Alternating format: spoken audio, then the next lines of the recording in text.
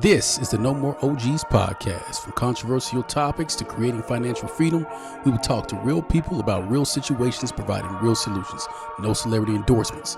Bringing you unfiltered discussions, dope interviews, and giving you the blueprint to create the culture that you will be proud of. So kick back, turn up the volume, and let's get to it. Here's your host, yours truly, Mr. Purpose on Demand, Mr. Retired at 37, Mr. Tim Jackson. What's going on? It's your man, Tim Jackson. This is the No More OGs podcast. I'm your host, and I'm so glad that you chose to join us today. Be sure to do me a favor. Like, follow, subscribe, and share. You guys know we're the only platform that's bringing you real, authentic content, teaching you how to become a better version of yourself without glorifying the streets and the hood and the culture that hasn't done anything for us. Also, you guys, the $9 Academy has dropped. It's officially live. The first course on there is my budget course, the budget that I specifically use to get out of debt and to get to that seven-figure mark. So click the link in the master notes. Purchase the course. It's the $9 Academy. Every course is going to be $9. You have no excuses. That comes with my actual course and the budget calculator that I use. I could charge out thousands for this shit, but that's not how we get down over here. But listen, without further ado, I want to bring you someone that I've been following. We had his business partner on a few shows ago. This is a gentleman who has come to Dallas by way of Chicago, Illinois, and he is making waves in the trucking industry. One thing that he does that a lot of people don't focus on is the education aspect of trucking and making sure that you understand why it's so important to be in compliance. A lot of people hop into the trucking game and they don't realize, one, how much money it costs to even get in and to maintain it, but two, just the compliance aspect. So you all, without further ado, I want to present to some and introduce to others my guy, Mr. Eric Ball of Truck Estates. What's going on? What's going on, man? I'm glad to be on. Hey, man, listen, let's just jump right into it, man. You have a pretty unique platform. You do a lot of like teaching on your platform mainly and just showing people like the common mistakes that people make when they get into the trucking industry. And I always talk about the truck game is the closest thing to the dope game because it's such a low barrier of entry. But if you parlay it and if you play it right, you can make a ton of money. And you come from the trucking world from a different perspective. Like, talk to us about how the whole Truck Estates thing came about. What motivated you to start a community and build a community to talk about the importance of, one, knowing how to get in trucking the right way, but two, how to sustain it? Man, it all started off, man, from me actually being out over the road, stopping trucks with my organization and whatnot. And then, just stopping those trucks, I was seeing that it was a lot of uneducated drivers and carriers that was out over the road. And the thing is, they all had good intentions because everybody wanted to be a business owner. And then a lot of those guys I was actually stopping, they was fathers. And when I look at it from a man's standpoint, it's like as a man, you always want to empower other men, stay on top of their A game. And so when I was out there, I'm stopping those fathers, and it's like I said, they had good intentions. With starting a business, they out there, they at work, they grinding, and it was like things that they just didn't know. I mean, simple stuff.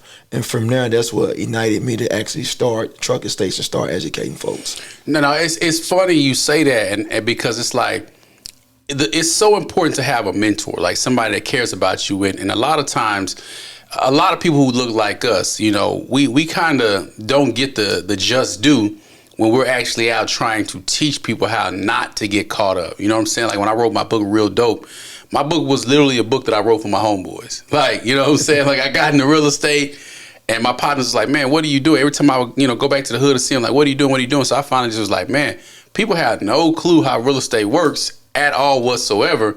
And now I want to actually bring it to them and make it plain. And I see that's what you guys are doing from the standpoint of, teaching people about trucking, because a lot of people get into trucking and they just think is get my truck driver's license and drive. That's it, right? Yeah, that's exactly what it is. And what folks don't even understand is, something as small as trying to actually pick a truck really, really matters because it depending on, the industry you actually in, as far as in trucking, like you may be just in the oil field, or you may be, hauling hazmat or, oversized equipment. So you don't want to get certain trucks to do certain particular specialties in trucking.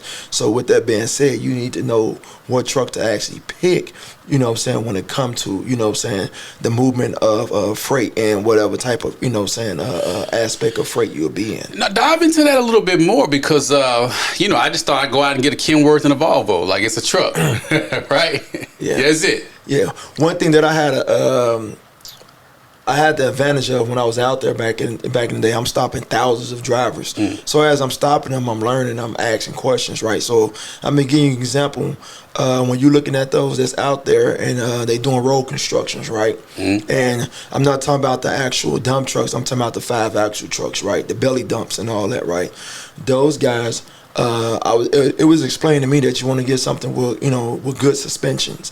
So they like Kenworth. They like Kenworth because the top part of the truck not really that high. They want something that's kind of flat, and they want something. And I asked why, and he said because sometimes you have to go, into areas that may have like low bridges and stuff. And if you have just say Kenworth or you have a Freightliner and they got that, they have the double bump and the top of the truck is high, it will enable them to actually get in and out of certain sites.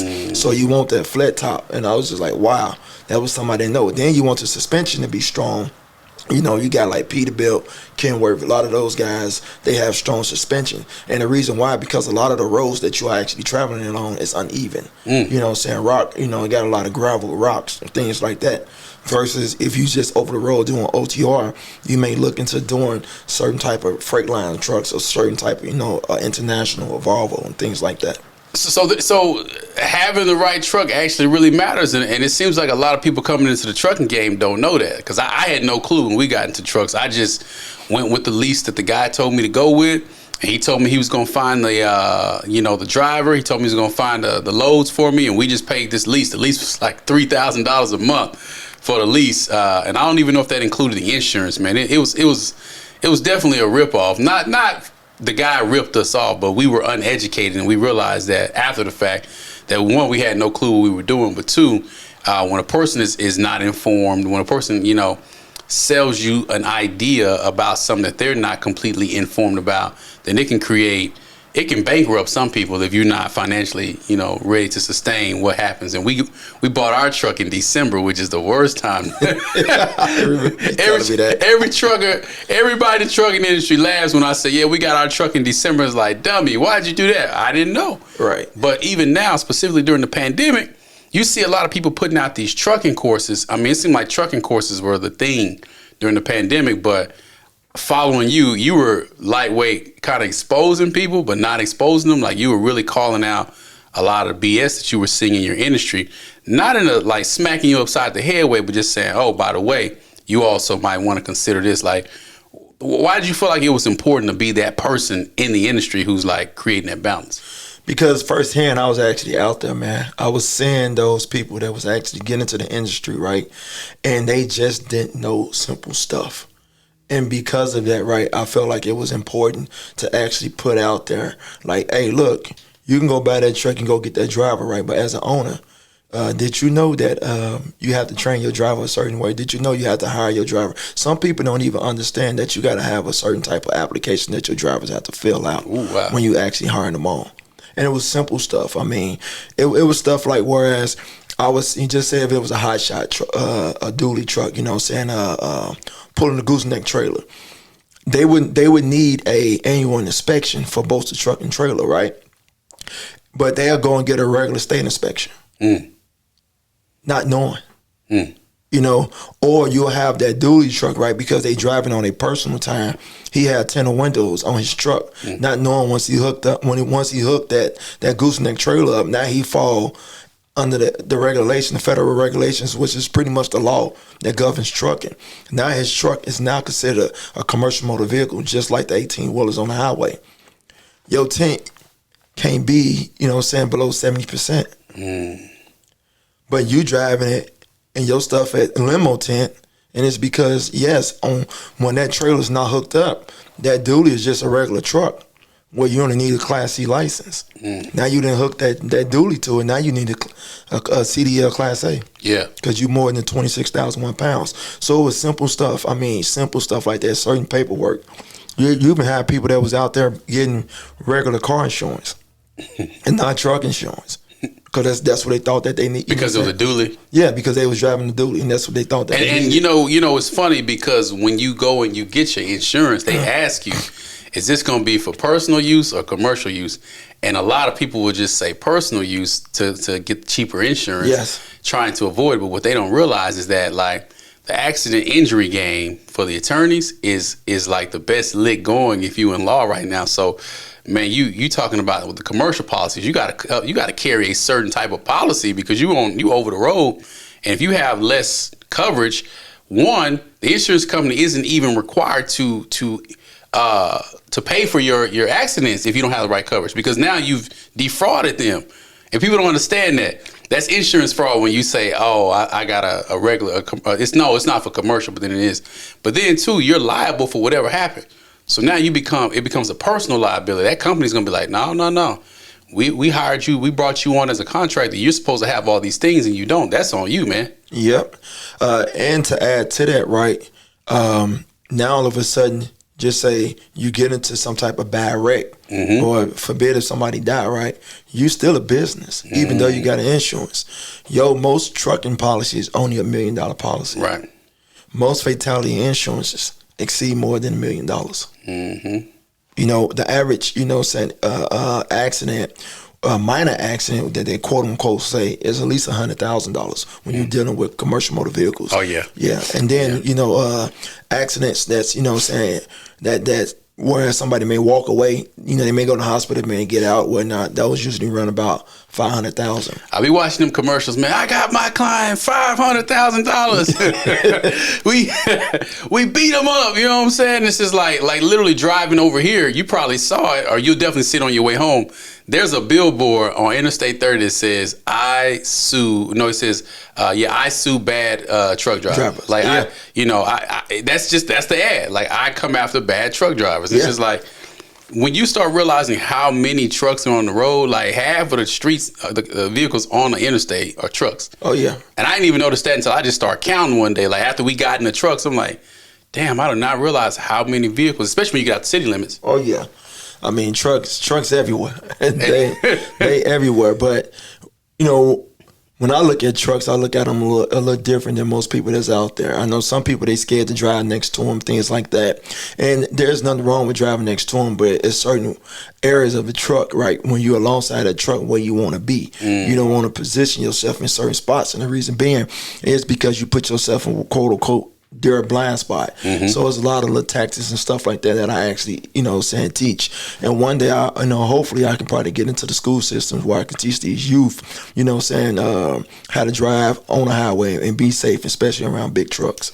No, that's also needed because a lot of people just don't know. I know people that will not pass an 18-wheel on the freeway. Like, I know how to drive. I know how to pass them. I kind of know their blind spots and, how to get out. I've learned how to kind of speak the language. Like, when nobody wants to let them over, I'll always let them over, and they flash their lights and say thank you. You know what I'm saying? Like, it's kind of one of them things, like, once you start getting into business, you start noticing stuff that you would have never paid attention to or never even thought of that even matter, and why some truckers are so aggressive, because most people don't really, share the road with them, if you will.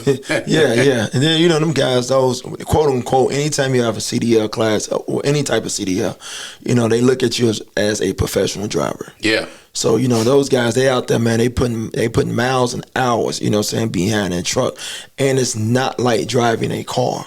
No. So when them guys out there, they literally working, nonstop when they actually driving that truck, from checking blind spots to, making sure they keep the correct, following distance, making sure that they, that they stand alert and aware of any sudden type of action that may, be caused from, small cars or other trucks that's out there on the roadway next to them.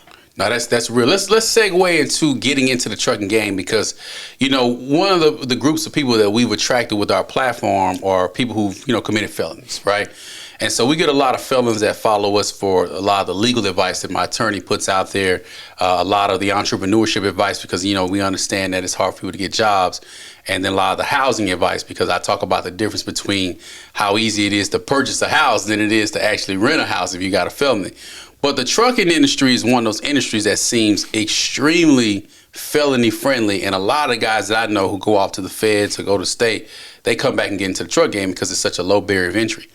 I want you to talk about specifically what you see when guys who come to the truck game, when they fail at it, specifically the felons who come. Like, what are some of the mistakes that the felons who get into trucking make that initially put a bad taste in their mouth or cause them to fail?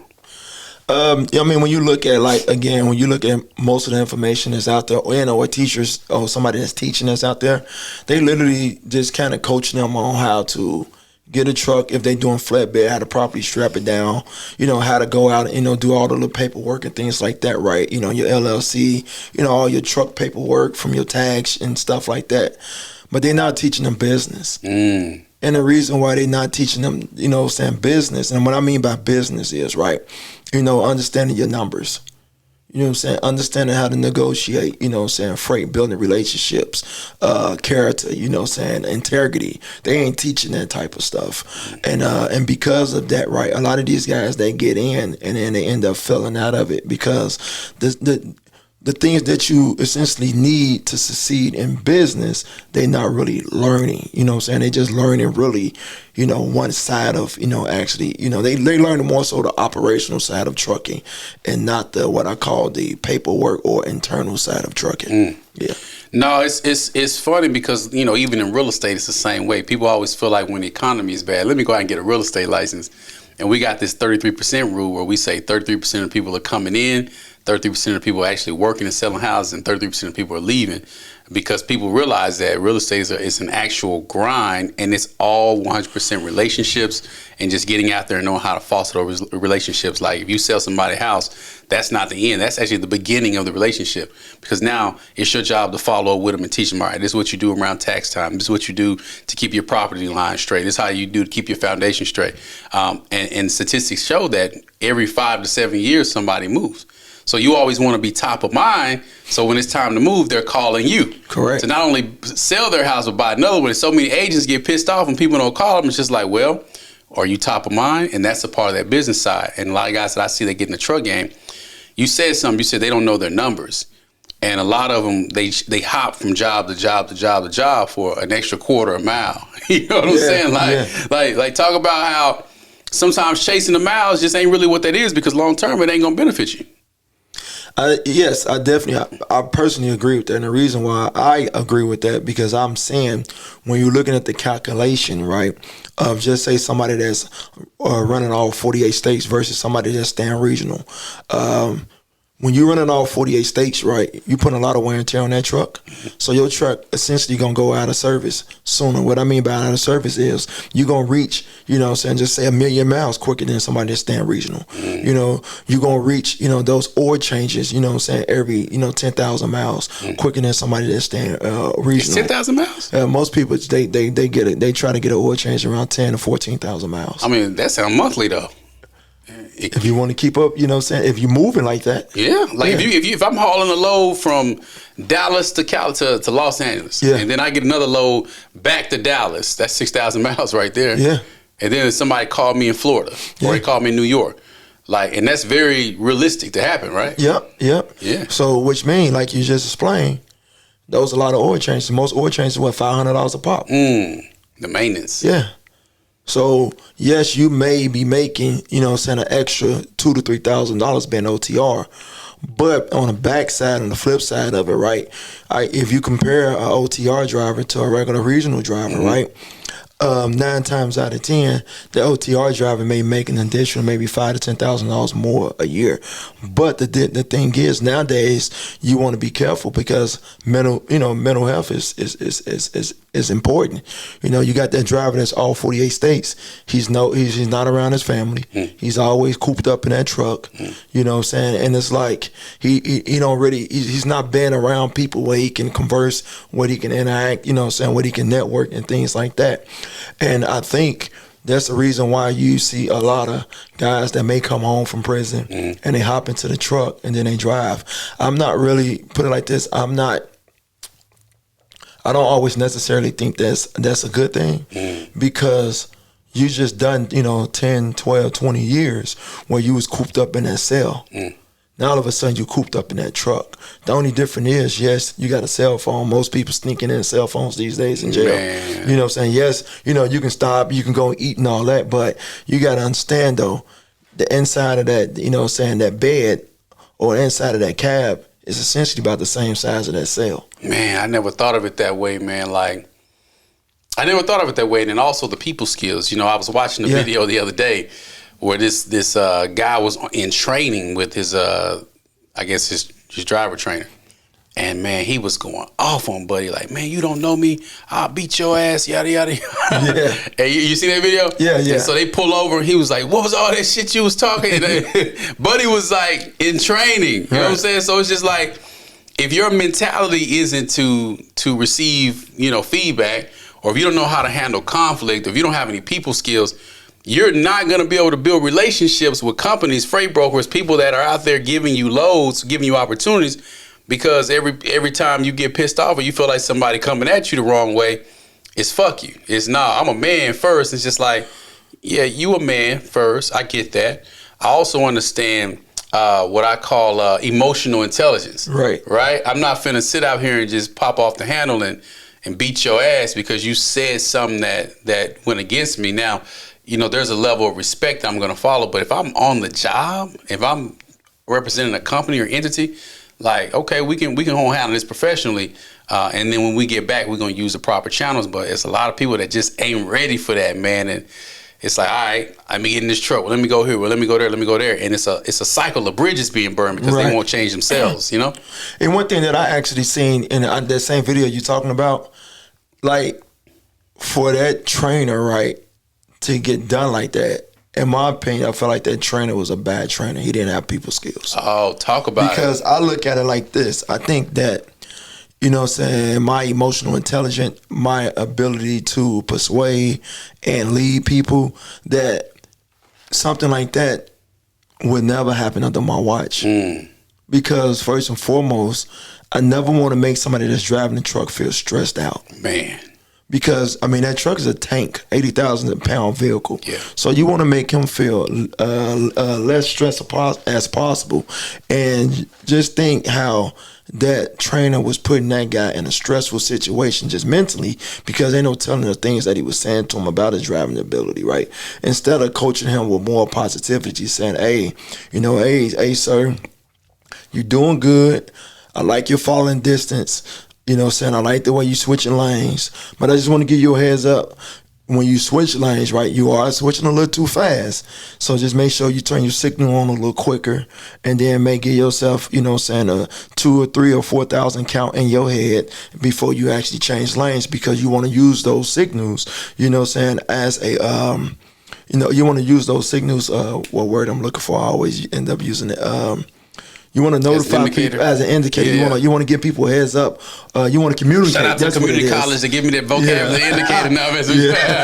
That's what it is. You want to communicate with those on the road. Right. Communicating is actually having your signals, having your stop lamps and things like that. So you cut them on, the average person behind you. Now in their mind, they automatically know, hey, this truck eventually trying to get over, or he's trying to get over. And people aren't friendly with trucks. No, they're not. And they're not. And it's, you said something, that trainer is in the wrong too. And I thought that too. Yeah, I'm not just beating up on the dude and the driver.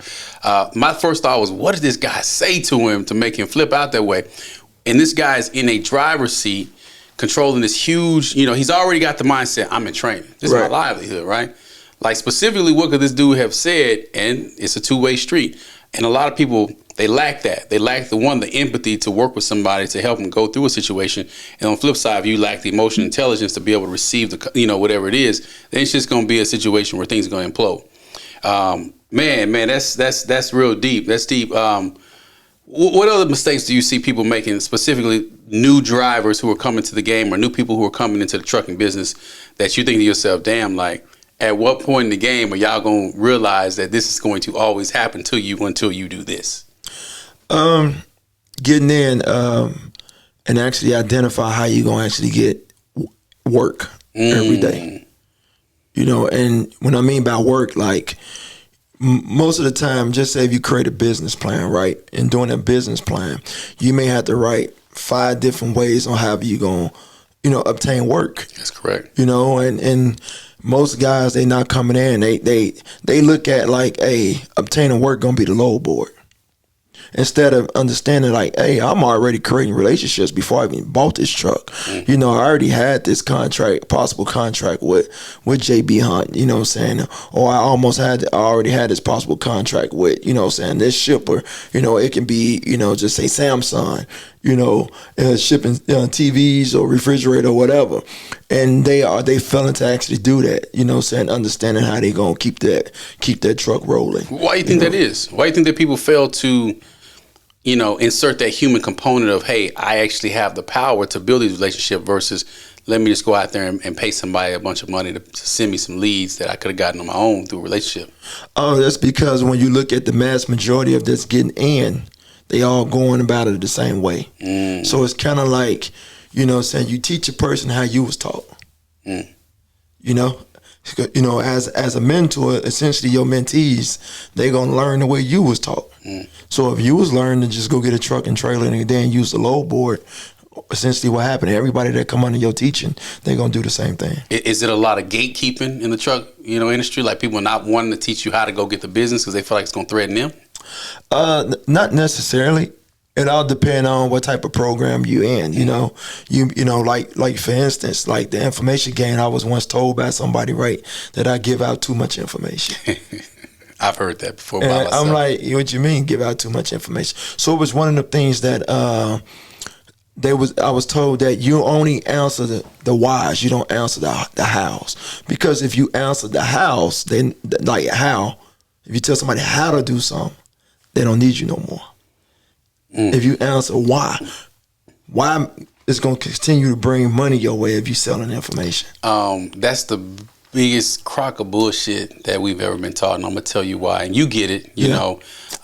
People are loyal to the information. I can tell you a why 1,000 times, but if I tell you a how that creates a foundation for you to sustain yourself, you're going to look for more hows. It's going to naturally create, well, damn, if he knows this, what else does he know? Right. And then it's going to create that trust, that integrity, because I know Tim ain't going to bullshit me.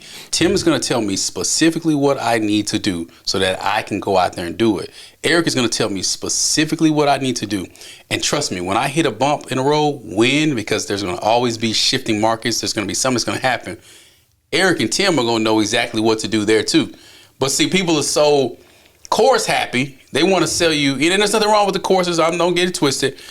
Specifically if the courses have something to offer, but they're so course happy that they want to just nickel and dime you for every fucking piece of information instead of giving people an overload and making them think, damn, this is the only place I need to come to for the information. But you got to understand, right? It's called the psychology of sales. Yeah. It's called the psychology of sales. And the reason, and the thing is, right, if Tim come to me and Tim knew the trucking, and Tim said, man, I want to get in trucking. How can I get started, right? And I tell you, this is how you can get started. This is all the paperwork you got to fill out. I answer you. You asked me. You answered me. You told me how to get started. And then guess what? Now we didn't did the paperwork for you. Now you feel like I gave you value. When I only did what you asked me. Right. I didn't overextend. Because now you may come back and say, hey, what kind of ELD system I should use? Oh, okay. A lot of people nowadays, they have, they have relationships where they get incentives, so they getting kickbacks. If I say, hey, use this ELD system. And so now I turn around, boom. Yeah, I can hook you up with that. And everybody got a fee on something nowadays. Ain't nobody really doing nothing for free. No, they're not. If they give you their connections, 9 times out of 10, they getting paid. So now, boom, they go to ELD. Hey, man, what kind of truck? Oh, I got a partner that I have a relationship, man. They going to look out for you. They going to give you my price. Yeah. Give you my price. Now you go down there to one of these trucking, one of these truck dealerships, right? Not even knowing. You just probably paid, probably 5,000 to 10,000 over, because they want to make sure that they put my kickback in that overcharge. Yeah. So now I'm getting paid on that too. So there's a lot of behind the scenes stuff that a lot of these people don't know, but they happy because they getting their questions answered. Let's talk about that, because with me, and I'm sure you can probably attest to this too because you seem this way. I'm a natural learner. Like I want to figure it out. Like, if you got kids, y'all ever watch Sid the Science Kid. I'm the kid that wants to know the answer about everything. I want to know everything about everything. Right. So when I get into an industry, I'm going to eventually find out that you bullshitted me. Like, you know what I'm saying? Like, I'm the person that's going to be like, well, damn, he sent me over here to this person, and I understand why, because he got, like, once I start learning the kickback game, me personally, I'm going to feel some kind of way. Like, my nigga, like, you know what I'm saying? Like, I'm coming into this game. You already know it's expensive. That's just me personally. I can't speak for anybody else. So with me, that's why I give out so much information on the front end, because it's like, you're not going to take any money out of my pocket. You're not going to outwork me. There's too many opportunities for all of us. I don't think that there's a cap on the opportunities, especially in an industry like trucking or an industry like real estate. But I get what you're saying as it relates to selling the why to keep coming back. But when that person finally realizes that, man, this dude kind of didn't teach me everything because I didn't go to no training. I didn't go to the workshops. I didn't go to the seminars.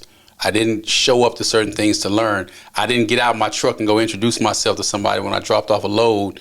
I didn't, familiarize myself. I'm just trusting one person. Now your whole situation relies on the integrity of that one person. And a lot of times they nickel and dime you. So how far do you expect that integrity to go? I 100% agree with you, man. Let me tell you one thing that I don't get. I would see people, right? They don't want to, like, just say give out free information or let, just say, a 40-year-old man or a 30-year-old, 35-year-old man pick their brain.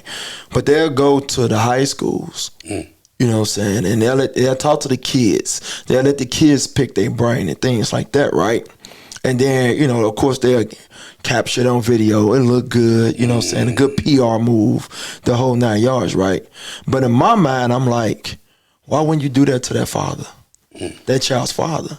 That child's father is mentally mature enough for the information that you was giving his son or daughter. If you make that man strong, which is the head of the household, you're going to naturally. It's going to become a domino effect. You don't even have to talk to his child. You don't even have to come into schools and talk to his child. Bro, in our mentoring program, we teach the kids about all kinds of aspects. I can't tell you how many times the kids have gone home and talked to their parents about what we teach them. And the parents like, that don't work. I don't know about that. And it's like, because the parents were never taught. They was never taught. So now we're going through and we're strategically creating courses for the adults now, because it's like, I can't send your child home to do all these things that he's going to need your signature for because he's under 18.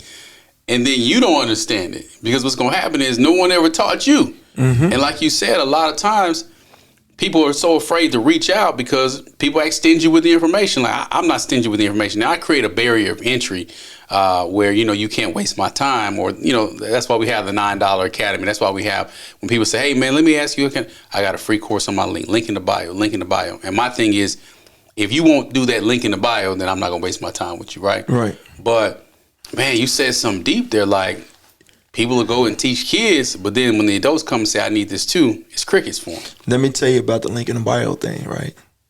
It's no different than some of these kids that have behavioral issues in school. You ever get down to the root of behavioral issues in school, that's because they lack the understanding of how to process information. That's facts. So the reason why they come to you, right, is because, yes, they can probably get the free information, right? But from throughout their whole entire life, they lack the understanding of processing information. So if they go click the link on your bio and they go and they try to understand the information that you was given for free, just like all the other information in the book, textbooks that, you know what I'm saying, that these authors, you know what I'm saying, did and they put in the schools and they didn't understand. That's the reason why they come to the teaching. They come sit in the classrooms or they go to one-on-one tutoring. Because they don't really quite understand the information that they're looking at. So let's dive into that. So how do you bridge that gap? How do you create a situation where I give you more than a link in the bio? You get access to me, but I'm not breaking the bank. Like, all right, listen, I know you need this information because no one ever taught you. I know you're not in the best situation financially. I'm not over there pocket watching, even though I see you with the new J's and I see you with, you spending your money wrong because that's what we were taught, right? Right.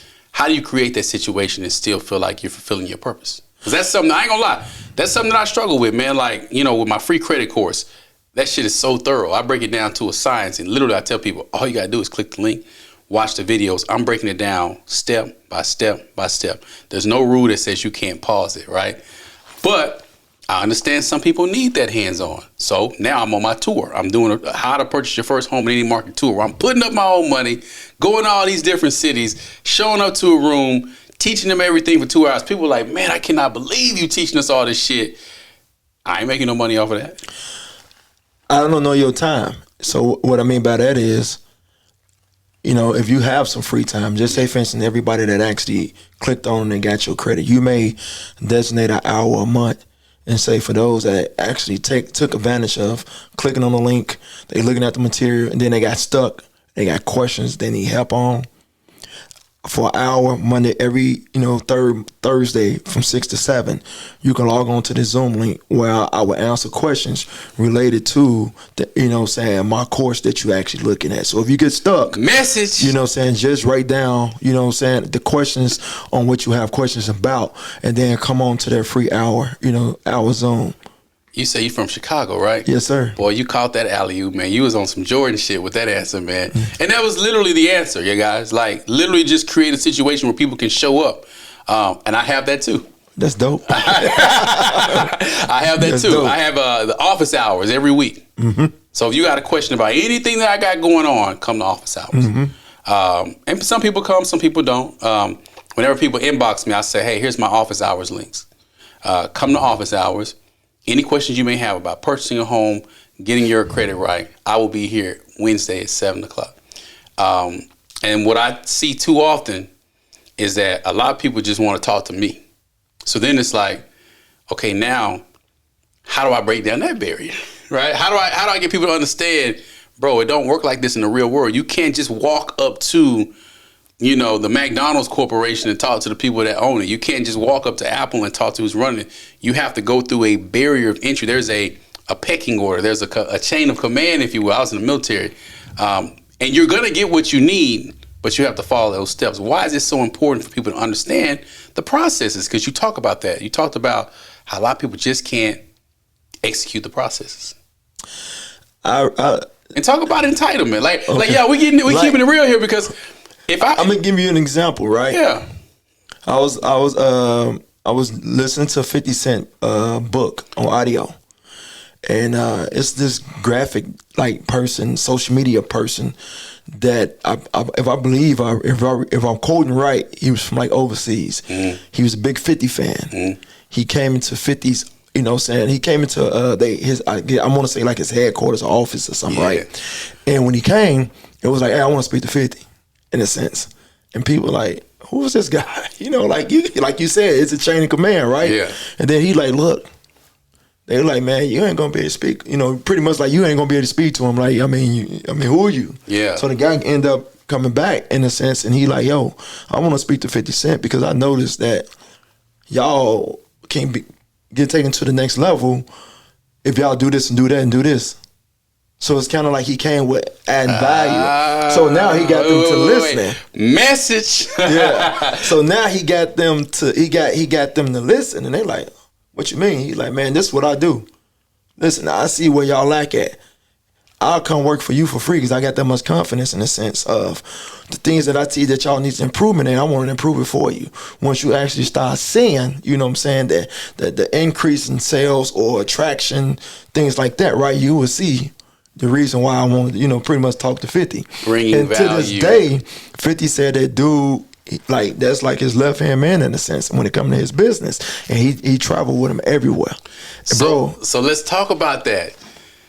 Essentially what you're saying is that a person is showing up with some sort of value. Right. A person is showing up saying, you have something that I want, but I have something that you need. Right. I have something that can benefit you just as much as you have that can benefit me. And that's literally where I'm going with it. A lot of times people reach out to me, and they reach out to you. I'm sure they're in your inbox. Yeah. And it's hey, man, can you help me? Can you help me? Can you help me? Well, of course, if you take this course, I can help you. If you show up to this call. But what specifically are you doing to better me? Because it needs to be a partnership. Right. It doesn't need to be a situation where you're always taking out, because the partnerships are what lasts forever. The partnerships and the relationship are what's going to sustain you.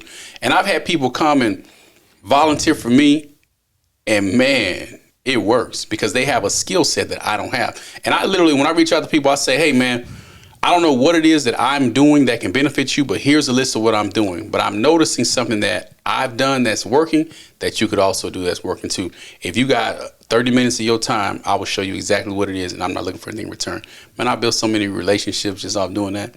That's the way it's supposed to go, though. You do? I mean, like I have and it might be a Chicago thing. I have a Kanye West mindset. Yeah. And all the things that he have done that's over, you know what I'm saying, the internet, I understand. I understand, man, when you come from the bottom and so many people doubted you. Mm. You know what I'm saying? And then when you got these people telling you, like, man, what you doing? What you mean what I'm doing? I'm doing what always worked for me to get to where I'm at. Mm. You know, and his mindset is like, of course it's on a different level because he didn't made it, you know what I'm saying, on a different level as far as financially for me. He's been exposed to some things. Yeah. But I remember having those teachers and stuff telling me, I was in a class one time, right, in high school. And this particular teacher, I was her first class. This was her first year teaching. Yeah. And I went to raise my hand and we was talking about like career, you know, it's like where you want to be when you grow up. She told me to put my hand, she pretty much skipped calling on me and I was like, yo, I have my hand up, can I talk? So she like, boy, whatever, you ain't about nothing. I see how you living. You're gonna either get caught up in the streets or you're gonna be dead or in jail. That's literally what the teacher told me. Mm. So I was like, wow. So in my mind, right, she never even understood that stuck in my mind. You know what I'm saying? I'm a senior high school. Mm. I remember when I graduated college, she reached out and she tried to stay in tune with our class. It was about 30 some of us. Because that was her, her first time teaching. So she looked at us like we were special. Out of 30 some kids, and then you had some that were scholars that was in their high school. Yeah. I was the only one that graduated college. Oh wow. She reached out and she said, wow, Mr. Ball, I cannot believe it. I remember you was just a jerk. You was this, you was that. I said, I'm gonna tell you, you the one made. I said, things that you done to me. I mean, things you said to me, things that my mama shared with me. Growing up, coming from the projects, being ashamed, all that ignited me from within to go out and be great. Mm. And I was like that. I necessarily don't, like with her, I usually, when I got in college and I ended up realizing like, oh, I can do this. I wanted to make her eat her words. Because I was keeping up with what everybody else was doing too. And I knew people was going to school, they was dropping out, saying, and things like that. So I was laughing, on the inside. Yeah. And I knew one day I was going to be able to make up by the words. Man, listen, a lot of times them people you trying to bury, man, you burying a seed. Oh, yeah. And them seeds are going to grow. I at my mom's house, there's this plaque I got in high school. And it's a picture of me on it, and it said most wittiest, meaning the most funniest person, right? Right. And so when we had the award ceremony, you had your most likely to succeed, most, the categories that you want to get. And I essentially got, the clown award, because I used to be clowning around and shit. Yeah. And when I look back, I've been out of high school 20 years. We've had 2 class reunions since then. And not shitting on anybody from my class, because my class, I went to the largest magnet school, the first magnet school in the United States, Skyline High School. We have an amazing alumni association.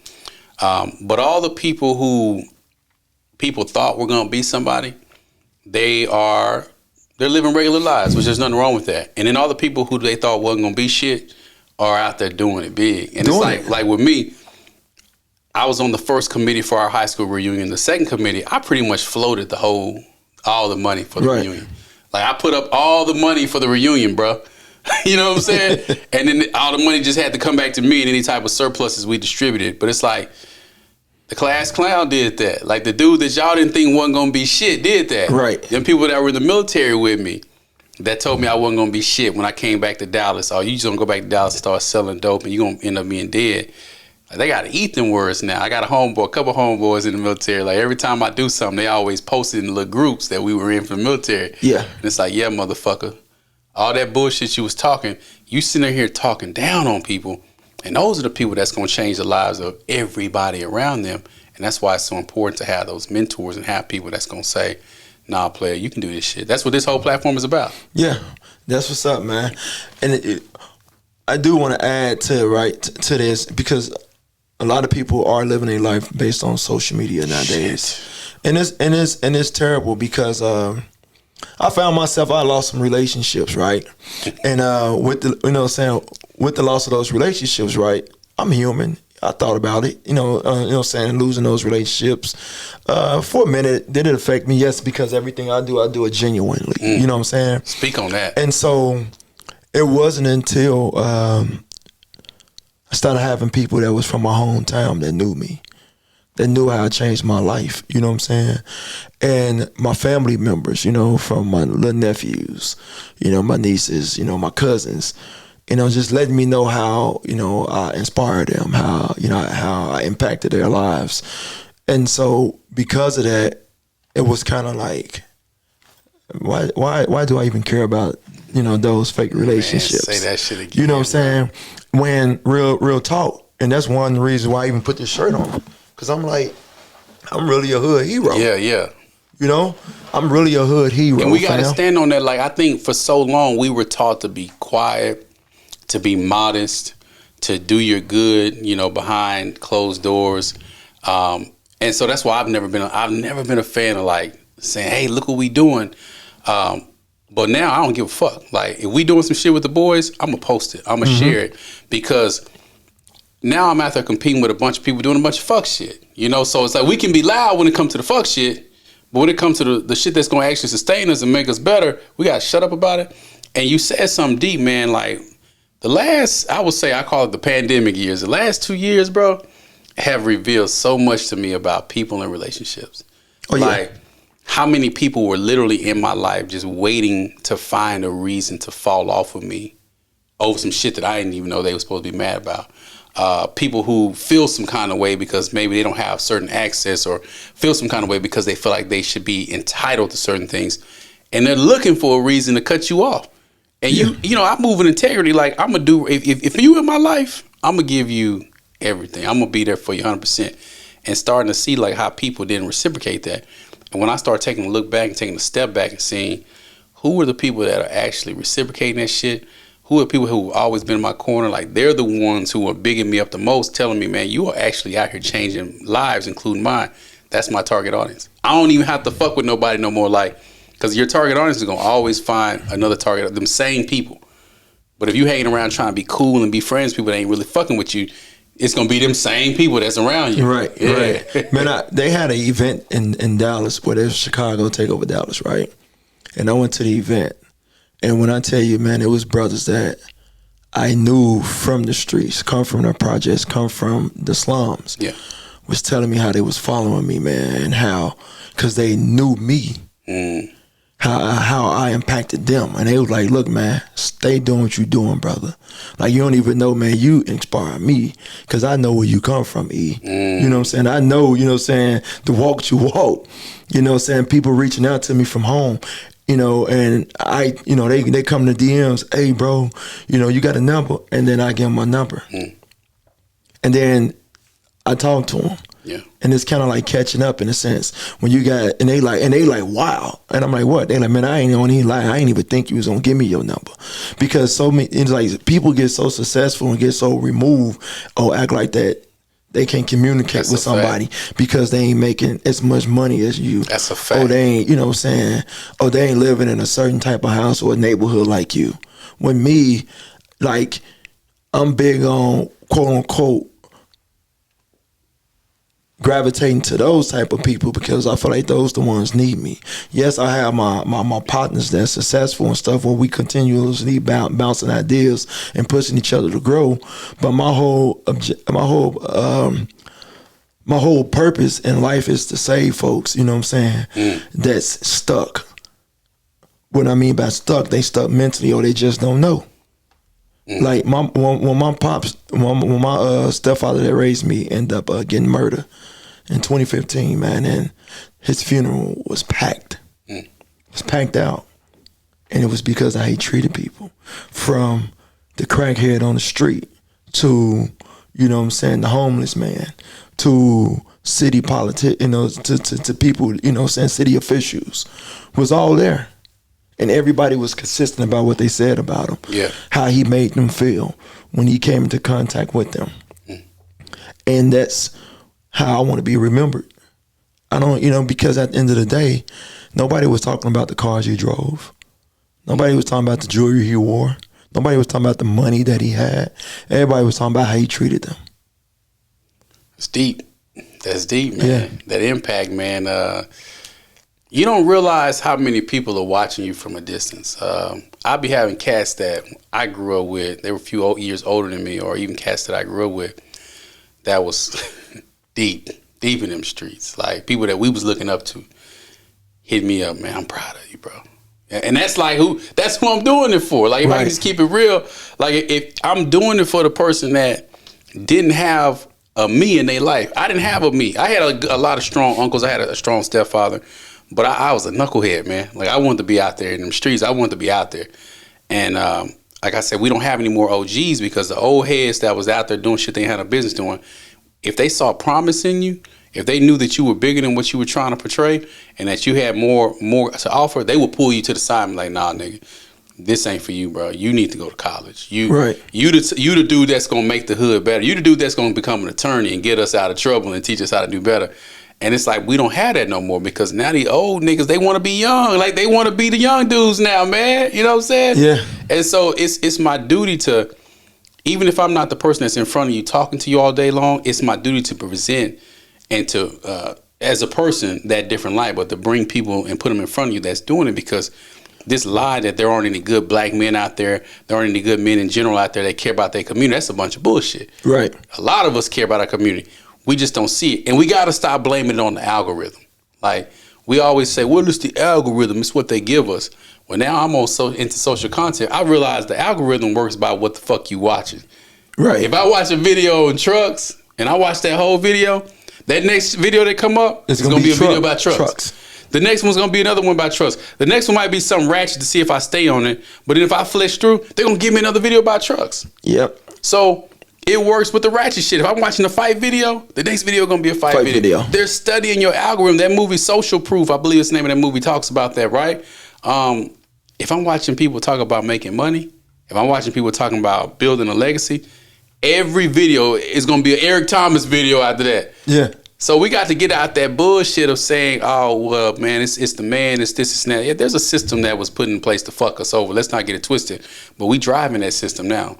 We gotta exit and get off that road, get off that. I just wish we stopped defining success based off of a dollar amount. I wish that too. I wish that too, man. Why do you think that it is? Why? That's been a forever thing. Good question, man. Don't know. I go back because it's crazy, you know what I'm saying, even with social media, man. It's crazy. And I guess to say I'm gonna go back to 50. In his book, he talked about how he got 50th Law? 50 Cent. No, the 50th Law, which book? Which one? I think it's the most recent one that he wrote. Okay. Yeah. But he was talking about how he got his break into the music industry, and it was based off a car he was driving. It was like a car he was driving, Jam Master Jay. Pretty much, 50 wanted to get into a club or something, right? But he had to know somebody. But, you know, he didn't really know nobody. He was driving past. He was trying to figure out how he was going to get in. Jam Master Jay stopped him, thinking it was his homeboy. So apparently it was 50 and his homeboy. There's only two people in the city with the car. So Jam Master Jay thought it was his partner. He didn't even know nothing about 50. They had the same car. And so when he kind of like flagged 50 down, 50 noticed him. So he pretty much told 50, man, I thought you was my boy. Man, this car bad, this is net. 50, oh man, you Jam Master Jay. You know what you about to do? Oh man, we going here. 50, I'm about to park and going here with you. I'm kicking it with you tonight. Then he developed that relationship. And it was off a car. And it's crazy because it's kind of like material stuff. The sad truth is it opened up doors for you. It's the barrier of entry. Yes. You know what I'm saying? But you got to be careful about it. You do. It's the shoes I'm wearing right now. These cool gray Jordans. Yeah. I didn't even wear Jordans prior to 2 years ago. I would go to the schools and I would talk to the kids about starting a business, doing all that shit. I got a bunch of tattoos on my arm.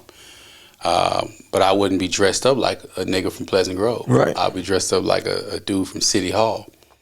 And I just couldn't break the barrier. Like people, like once I start talking, I'm gonna have your attention. Right. But it was just like, it just never really stuck. And my cousin, he was like, Tim, you need to speak their language. And sadly, it's gonna be the material shit. It's gonna be, they're gonna wanna know that if I sell real estate like you, can I buy some Cooper Gray Jordans? Right. And I hate that shit. When I tell you I hate it, bro, like I hate the fact that I gotta use something materialistic to get your attention, but that's just human nature.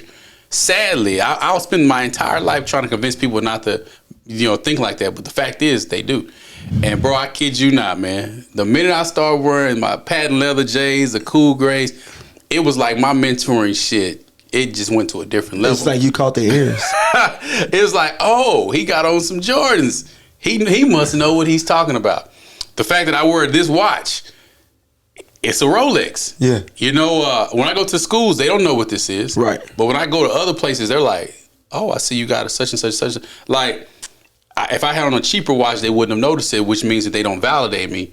But now they see that I'm wearing this watch, now all of a sudden it makes me who is this guy? But check this out. That same thing that gets that conversation is the same way niggas get finessed. True. Because so you got to be careful. Because they show up with the flashy, shiny shit, and you think, oh, he must got it, she must got it. And then you see like that dude that just finessing people out of all them hundreds of millions of dollars that's getting ready to go to prison.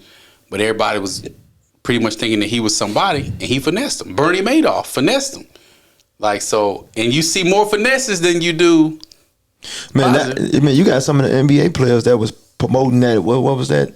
Crypto shit. That crypto stuff. That was the biggest finesse in the world. Right. A stadium, an NBA stadium was named after this company, bro. They said they can't even serve. They've been trying to find Shaq and serve him for his lawsuit. They can't even find Shaq. Right. So people got to be careful, man, on those that they praise.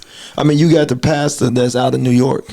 Mm-hmm. The one that just went to jail, the one that was, pretty much, all wearing all the flashy clothes. Yeah, that guy. You know what I'm saying? So you got to be careful, man, who you got to do your homework. You do. And got to do your homework. This society is the only society that I know that, whereas, you remember back in the day, you had to have like documentation, some type of degree or something, right? Proof to really for somebody to say, okay, I can trust this guy, I can trust his word, or I'm willing to listen to this person. Nowadays, you don't have to do nothing. The only thing you have to do is come on, you know what I'm saying, and just talk. Just talk. I mean, Charleston White, look at him.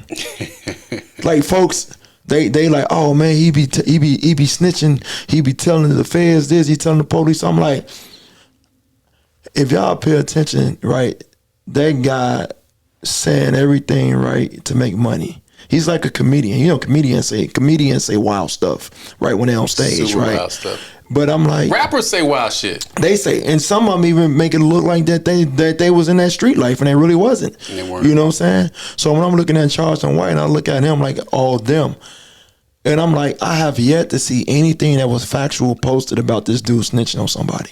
You won't. There's no paperwork on this guy. It would have been out by now. In addition to that, people say, oh, he's an informant. People don't. I'm like, do y'all not understand that those that's informants, that law enforcement don't even want them to even be known as informants because it compromise, you know what I'm saying, they whole investigation? They don't get it, man. It's like, I'm like, y'all just listen to anything, man. It's the no cap generation, right? Oh, you capping. Like, literally everything can be debunked by somebody just saying, oh, that's cap. That's cap. Right. And I have a history degree. It's like, no, man, where's the research? Like, the dude is telling you this is a character. I'm doing exactly what the rapper's doing. And then it's like you go into the comments, it's like people just don't get it because I don't know why they don't get it. It's common sense that this is a finesse to get you to see how ridiculous shit sounds. Like, the dude is calling out shit, and it's sad. I ain't gonna say it's sad, it's great. All the shit that he's calling out is being exposed as being fake. Like, all these people that we thought were these big grand figures that was big in the community, they ain't shit. And then on top of this, right, this was another thing I'm gonna throw out there with it. So, Brother Ben X, been knowing him since he was a kid. So I always supported him when he first came to social media, no matter what it was. And he dropped that digital real estate, right? Mm-hmm. And I bought it. I support him. It was inexpensive, so I ended up getting it. And I ended up looking at it one night because that's when I do my most research or reading is late at night, right? So I'm looking at it, right? And he's talking about how he used, like, just say public figures or somebody like a Boosie. Like he may post a post about Boosie, right? But it may be something similar to the message that he rated to deliver, right? That he want to deliver. But a bunch of people gonna stop, follow, and like because they seen Boosie first. That's a fact. And then that's what we did. Yeah, that's what we did. We sponsored Boosie's diabetes event. Right. And I mean, ironic thing, I met Young Dolph and Mo3 on the same night at the same event. At the same event. They both dead. So when you go and you look at Charleston White, what do he do? He associate everything that he talk about with a public known,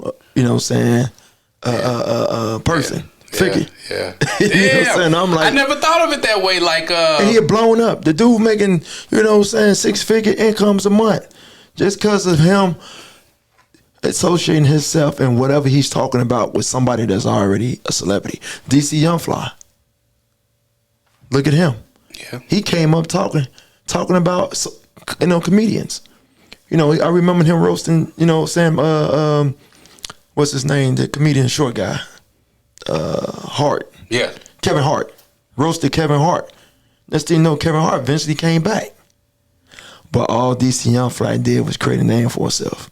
I remember he turned around, he roasted Kevin Durant. Kevin Durant, I looked up, you seen his brother and stuff was all under the post going back at him. You know what I'm saying? But it was like Kevin Durant. He actually kind of post laughing. He thought it was funny. It was. But look how he got all that traction and attention. And look what he's doing now. And movies and preaching, everything. And I'm like, y'all don't even understand, man. Y'all talking crazy about Charleston White. But Charleston White just like a DC Young Fly. He just like a Kanye West. He controversy. He just like Grant Cardone.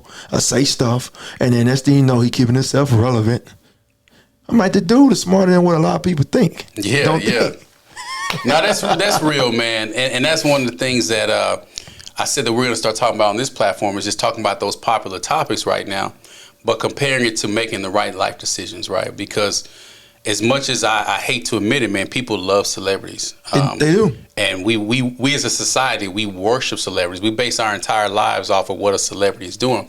I'm not going to ever be able to change that. So I might as well be able to capitalize on. I did a video on Michael Irvin and the situation that Michael Irvin is going through. Right. And this got more views than any of my podcasts. You know what I'm saying? It's just like, and I actually was critical of Michael Irvin. Like, hey, man, let's watch the video and break it down frame by frame. Now, I'm a Dallas dude, and, people from Dallas understand Mike's get down. You know what I'm saying? We've been around Mike for 30 years. I used to go to the same barbershop with Mike, so my perspective was a little different, right? Right. But man, you're right, man. Like, a lot of people want that shit, like, because it's tied to a celebrity. But that's a good opportunity to drop some knowledge in there too, man.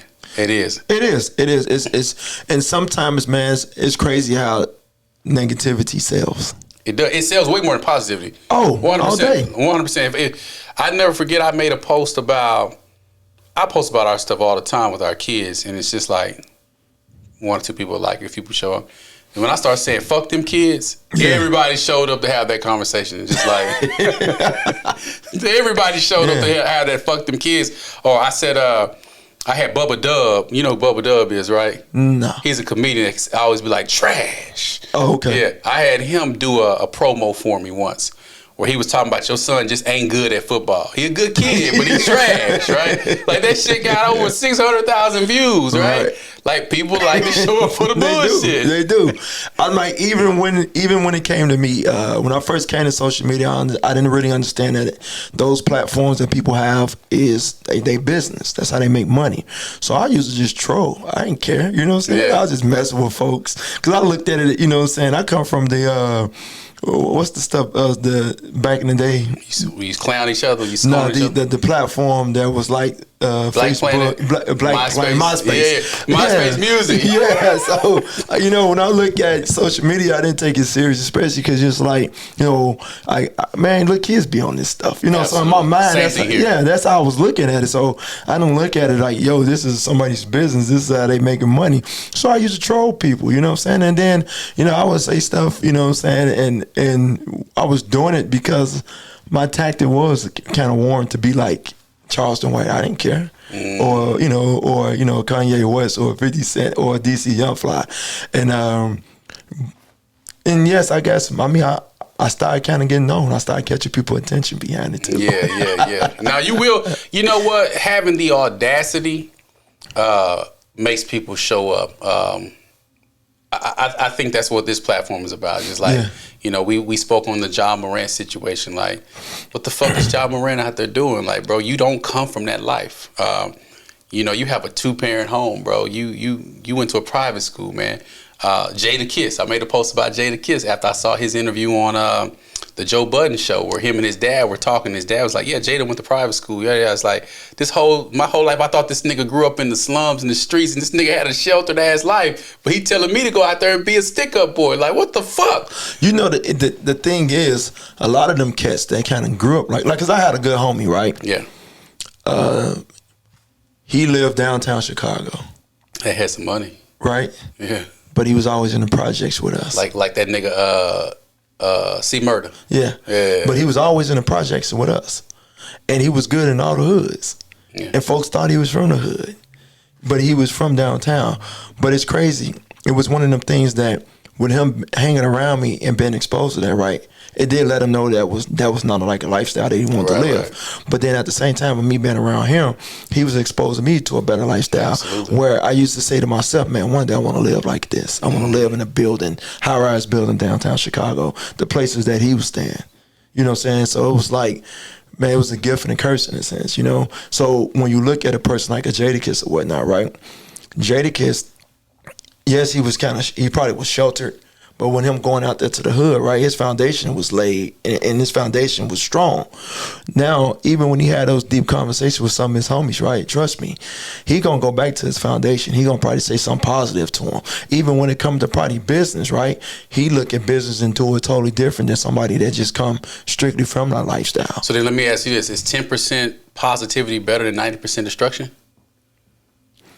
Nah. It's kind of like the nigga that sell dope but do a turkey giveaway, right? Right. Like every year, it's like, my nigga, you selling dope, and now you're giving away turkeys to the crackheads that you serve. No, right? I 100% like, you know what I'm saying? So, like, I get it. Trust me, I get it. I got a partner. I always talk to my wife about this homeboy. Like, they had money growing up. They lived in our neighborhood, and his parents moved out. They had a boat. You know what I'm saying? Like, they had money. They had a boat. They lived on the lake, which is a big thing out here in Dallas. And it was like when he got out there, he was so focused about not being a square ass nigga that when he got out there with all them white folks and got out there with all these people with money, he gravitated to like the kids in the school that was poor. Right. Because like every rich side of town's gonna always have a poor side of town. And instead of him embracing like the opportunities that his black dad, provided to him, he went and embraced the nigga shit that was going on at the school. He reduced himself to the poverty and reduced himself to the bad situations so that he could have familiarity, so he wouldn't look like no punk or wouldn't look like no bitch ass nigga. Right. And it derailed his life, like to the point to where he's the kid in school, freshman or junior year. As soon as he turned 16, he had a new car. He was that kid, right? But letting other people at the school drive his car, they totaled his car. He started smoking real early, so then he got on drugs. And I don't care how y'all feel about weed, man. Weed is a drug, man. Alcohol is a drug. Sugar is a drug. If we want to go there, right? Sex, all of it. Sex is a drug, right? But he got consumed with just wanting to be high all the time, which caused him to not, be able to be productive. And some people I know can smoke weed and have I know I got a homeboy right now. He can't do anything if he ain't high. But this nigga accomplishes the most extraordinary shit. But that wasn't my other partner. Mm-hmm. And so it's like he chose to be in that life, bro. And it's like, at what point in the game do we sit back and say, all right, player, I know we come from this hood. I know we come from this. But there's something better over here. And that something better doesn't necessarily mean you have to sell your soul and act like you white or act like you something else. It just means that you're getting your money right and you're building an economic foundation for your family, that generational wealth that you can pass on to them without feeling the need to have to subscribe to or fit into a bunch of shit that ain't gonna benefit you. Correct. Yeah. How did you make it? Oh man. So we grew up, we were the last of the middle class. I grew up essentially in a 2-parent household with my mom and my stepdad. They ended up getting divorced later on in life. but I was already in high school and I knew better. But I saw, like my uncle, I had two uncles that were millionaires. Right. Right? But not a millionaire that's like gold chains. I'm talking about quiet money, right? But they would teach me little shit. On the flip side of that, it was niggas in my school selling crack. You know what I'm saying? Like niggas in my school, 8th grade, right? You know, doing nigga shit. So it's like I knew that I wanted to make money like my uncles. I knew that I wanted that stability like my household, but I was also interested in this other shit over here. Right. And it just took for me to go out there and bump my head a bunch of times. My mom used to always say, she was very religious. She said, you don't realize how many people are praying for you. And as long as we praying for you, you ain't gonna never succeed in that life. You're gonna always get caught. You're gonna always get fucked up. And I would say it was like my freshman and sophomore year of high school. Every year, every weekend for like 2 years straight, my mom took me to visit somebody in prison. Wow. So it didn't matter what the fuck was going on, bro. I was at that prison every weekend. And there would be times where we would drive 2-3 hours and get out there and the prison would be on lockdown. Wow. You can't even get in. So I started seeing like, nah, this ain't the way I want to fucking live. Like, I don't want to, you know, the way it work in Texas, like if you from Dallas, they going to put you in prison in Houston or Huntsville. Yeah. If you from there, they going to put you in prison up here. Like, they separate you on purpose and keep you away from your family. And I was like, I don't want that. And then, you know, I got into some trouble and I was like, nah, man, this ain't for me. And just kind of seeing the pain in my mom's eyes, she was just like, you know what, man, I done whooped your ass, I done punished you, I done took away shit from you. Like, you just don't give a fuck. So you on your own. Wow. She told me that shit. It was my second semester of my senior year. Wow. And that was the worst thing that somebody could ever tell me, man. Because it was like I let down the one person that was really fucking with me. And from that moment, it was like a light bulb went off. It was like, I finished the semester with damn near straight A's, barely graduated, went to the military, got into the military and did stupid shit as well. But when I got back home, it was like I got around mentors, bro. Like people that was like, hey, man, you know you can actually be this. You have the mentality to be all these different things. You on the right track. You just on the wrong train type shit. And men who saw promise in me pulled me to the side and was like, do these things. And I had enough common sense to say, all right, I'll do it. And that was it. That was it for me. But it was like, I never wanted that. I never wanted them people in my business, Eric. Right. I never wanted that shit. I never wanted people kicking in my door. I didn't like looking over my shoulder. I was still fucking with niggas that was still in the street. We went out to the club one night and like some niggas like shooting at us, man. Like dude turned around, pointing at me and his gun jammed up. I was like, you know what, man? I'm good, my nigga. Like I'm not trying to get killed in a fucking club parking lot, my nigga. You know? Right. And I told my partner then, I was like, I can't do this shit no more, bro. Like it's not that I'm not built for it. I just don't want to live this life where I'm looking over my fucking shoulder everywhere I go. And that was it for me, bro. Wow. That's player. That was it. That's player, man. I want to leave me I'm going to give people what I call a life hack. Let's get it. A life hack. One of the things that got me to where I was and where I got into in life was, and just say coming from the bottom, and I can speak coming from the bottom, was I just looked at people, right, that I felt that was doing right in life. The first person that I seen that was doing right in life, that I witnessed, that was like living, you know what I'm saying, in the house that I desired to live in when I was a kid, that I looked at, you know, they driving nice cars. That person was a police officer. And then he later, you know what I'm saying, I later found out that not only was a success, you know what I'm saying, was built, you know what I'm saying, came through his career, but it also came through real estate. And so from that point, you know, when I went to his home and I seen, you know what I'm saying, his home, he living over there not too far from where Obama is. And I was just like Jamel King. And say Jamal. Jamal King, I mean. Yeah, it was crazy. And I'm gonna add something about that, about Jamal on the end. So I walked in his crib and I was just like, yo, how can I live like this? And he was like, stay out of trouble, get an education, respect adults, believe in God. But he ain't telling me how and why. So he was like, you know what I'm saying, stay out of trouble, get an education, respect adults, you know what I'm saying, believe in God. So that's like those 4 things was something that I always kept in my mind. And I didn't really understand, you know, outside of sports, on what I wanted to actually do or be. So I looked at him and I was like, man, I want to do the things he did. Because because he was somebody that I can touch. I know sometimes you may have sports figures and somebody said, man, I want to be like LeBron. But me, it was one of them things like, I wanted to be like somebody I can touch. You know what I'm saying? Somebody that I seen every day that was actually doing right, that was close to me.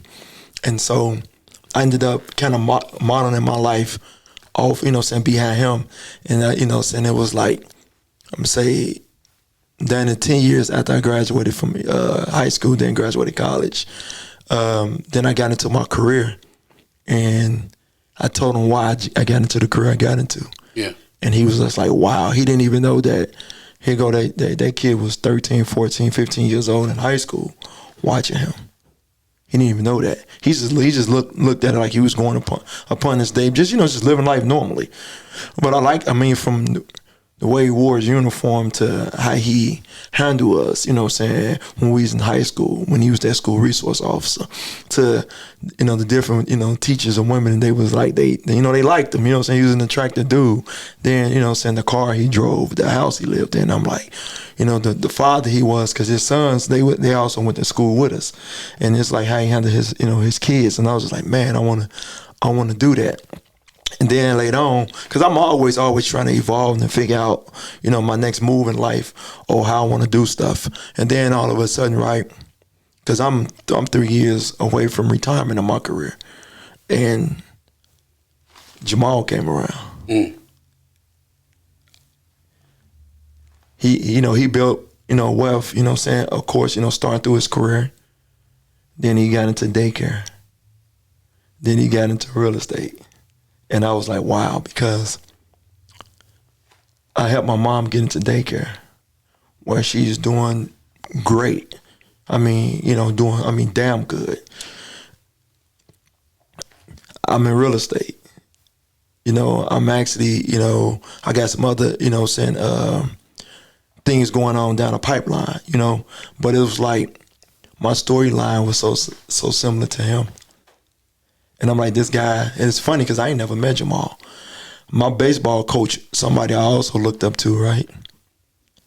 Jamal, brother, and him was roommates in college. That's a small world, huh? Small world. Play baseball too, huh? Yeah, high school. That's the only sport I ever played, man. Baseball is literally my favorite sport. So when you walked in with the Sox, I actually got that same hat. I bought it when I was in Chicago, doing some documentary filming. But my goal is to visit every ballpark in the Major League ballpark. Yeah. So the reason I didn't get to see a Sox game that day is because they was on the road. I've been to Wrigley, which was a terrible experience. It was a terrible experience.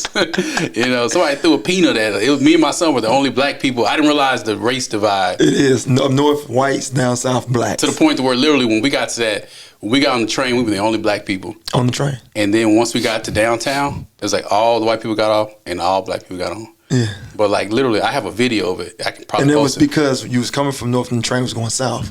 Yeah. So when we took an Uber there. Oh, okay. But on the way home, we rode because we were staying in Chinatown.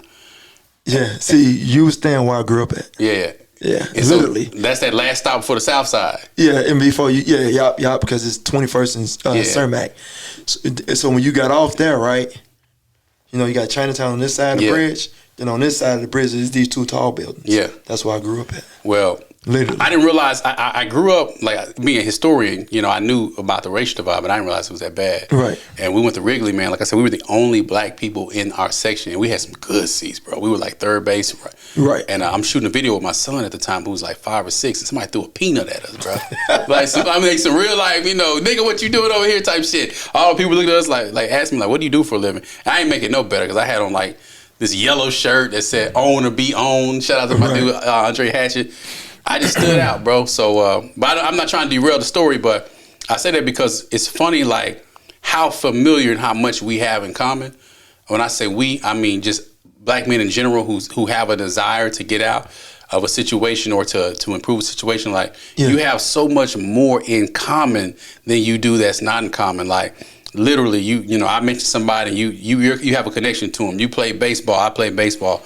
Like if you just start lining up just the trajectory of our lives and how literally they are so similar. When you start having conversations with black men specifically, and y'all need to start swallowing your pride and start talking to other men and start learning how to build trust again, you will realize that y'all have so much more in common than you do not in common. And from there you can build. Right. Man. But just to sum up that though, my life hack was, man, I just looked at people, no matter, you know what I'm saying, Jamal probably in his mid-40s. Yeah. You know, I'll be 40 this year, right? And I was just like, man, when I get 45, that's where I want to be. That's in a sense, you know what I'm saying? And I try to make it real. Like he always say, make real estate, you know, he make real estate real. Yeah. Me, I try to make life real. Not saying that I can't obtain the level of success as a LeBron James, but me, I like to make it make sense and make it real. You know, make it make sense and make it real. So I look at just people, you know, that I feel like that I can touch that's doing well, and I look at their life as a blueprint. They don't realize that they're your unpaid mentors, man. Like, oh yeah, no doubt. Like seriously, like I study people. Yeah. If I feel like you have something that I can take and use and implement, I don't have to know you to do it. And it's like I read so much and I study people regardless of how society feels about them. Yeah. Like I study what worked with them because what worked is what I'm focusing on. 100. Man, let's wrap it up on this note, man. Where can we find you at, my guy? Oh man, you can find me. I'm mainly on Instagram. It's Truck Estates, like truck, the word truck, and then Estates with an S. You can find me on there. I monitor it. I do have somebody to control it.